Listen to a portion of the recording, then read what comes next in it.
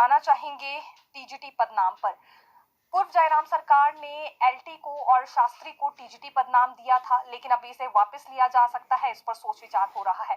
कारण ये है कि देखिए, हाल ही में हाईकोर्ट की ओर से ऑर्डर्स जारी हुए हैं कि ये जिन भी वर्गों को टीजीटी पद नाम दिया गया है, जरूरी है कि इन्हें टीजीटी का ही एरियर और स्केल भी दिया जाए बैक डेट से। अब इसके बाद सरकार थोड़ी सी असमंजस की स्थिति में नजर आ रही है और इसीलिए शिक्षा विभाग की ओर से सलाह मांगी गई है लॉ सेक्रेटरी से।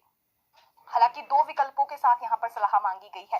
पहला विकल्प ये है कि क्या इन्हें दिया गया पदनाम वापस लिया जा सकता है, और अगर ये वापस लिया जाएगा तो फिर किस तरह का असर उसके बाद पड़ेगा।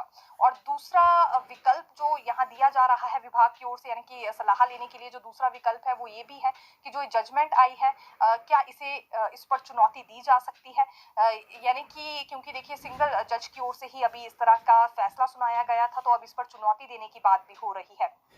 अगर ये चैलेंजिंग की जाती है तो लाजमी सी बात है, बात आगे बढ़ेगी। लेकिन जो टीजीटी पदनाम वापस लेने की बात हो रही है, इससे ये कैडर काफी ज्यादा नाराज नजर आएगा, क्योंकि लंबा संघर्ष इन्हें करना पड़ा है। अगर हम एलटी और शास्त्रियों की बात करें तो बड़े प्रदर्शन भी इनकी ओर से हुए थे, फिर कहीं जाकर इन्हें टीजीटी पदनाम मिला था। लेकिन अब बैकडेट से जब इन्हें एरियर और पे स्केल देने की बात हुई, तो उसके बाद अब सरकार असमंजस की स्थिति में है और विभाग के अधिकारियों की ओर से कोशिश की जा रही है कि बैकडेट से इन्हें ये एरियर ना देना पड़े और स्केल ना देना पड़े। तो इसे लेकर क्या रास्ता निकाला जा सकता है, यही रास्ता निकालने की कोशिश यहाँ पर हो रही है। अब ये मांग इन्होंने कही है। बीआरसीसी पर भी नई अपडेट देना चाहेंगे, क्योंकि कुछ एक वर्ग इसमें ऐसे हैं, विशेष तौर से अगर हम टीजीटी या जेबीटी की बात करें, ये जेबीटी की ओर से ही, क्योंकि एक प्रेस नोट जारी हुआ था जिसमें इनका कहना था कि एज लिमिट बढ़ाई जानी चाहिए। लेकिन अब इसमें कोई भी संशोधन नहीं होगा, ये हम इसलिए कह रहे हैं क्योंकि देखिए, बड़ी बात यह है, अगले हफ्ते ही इसके लिए पद विज्ञापित होंगे।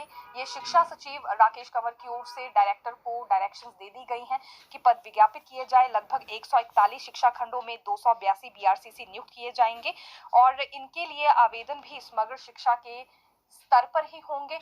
इसके अतिरिक्त जो शिक्षा सचिव की अध्यक्षता में स्क्रीनिंग कमेटी बनी है, वही इसके लिए कार्य करने वाली है। साथ ही साथ इसके लिए एक फॉर्मेट भी शिक्षा विभाग अलग से जारी करेगा जब ये पद विज्ञापित हो जाएंगे। तो बीआरसीसी भर्ती को लेकर भी क्योंकि काफी इंतजार बना हुआ है, जैसा कि हमने कहा कि 282 के करीब बीआरसीसी नियुक्त होने हैं, लेकिन संशोधन अब इसमें कोई भी नहीं होगा लगभग एक तरह से, क्योंकि पॉलिसी फाइनल हो गई है। तो जो एज लिमिट में छूट मांगी जा रही थी जेबीटीज की ओर से, ये मांग इनकी अभी हमें पेंडिंग ही नजर आ रही है, टल गया है। टीजीटी भर्ती नियमों को लेकर हाईकोर्ट में चुनौती दे दी गई है। देखिए, बहुत मुश्किल से यहाँ पर बैच वाइज आधार पर भर्ती की प्रक्रिया शुरू हुई थी, अभी नवंबर में काउंसलिंग होनी है।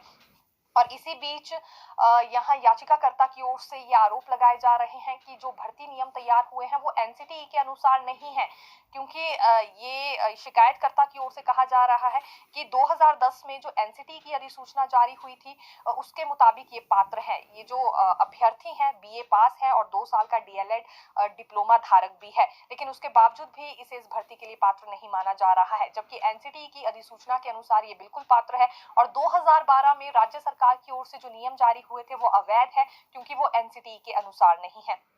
इसीलिए इस बात को लेकर कोर्ट में याचिका दायर की गई है। दरअसल इसका ये भी कहना है कि जो 30 अक्टूबर 2023 तक आवेदन मांगे गए थे, उससे भी इसे बाहर का रास्ता दिखा दिया गया है। अब बहुत मुश्किल से यहाँ पर बैच वाइज आधार की प्रक्रिया शुरू होने जा रही है। एक तरह से जेबीटी बनाम बीएड मामले के बाद ही ये क्योंकि स्पष्ट हो पाया था कि अब भर्तियां शुरू होंगी और मंजूरी यहाँ पर टीजीटी और जेबीटी भर्ती को मिली थी। लेकिन देखा जा सकता है टीजीटी भर्ती नियम भी अब कोर्ट में गए हैं और इससे संबंधित जितने भी अभ्यर्थी हैं सभी की नजर अब इस मसले पर भी बनी हुई है, क्योंकि पहले भी यही हुआ था। इसी वजह से 4-4 सालों तक भी भर्तियां लटकी रही।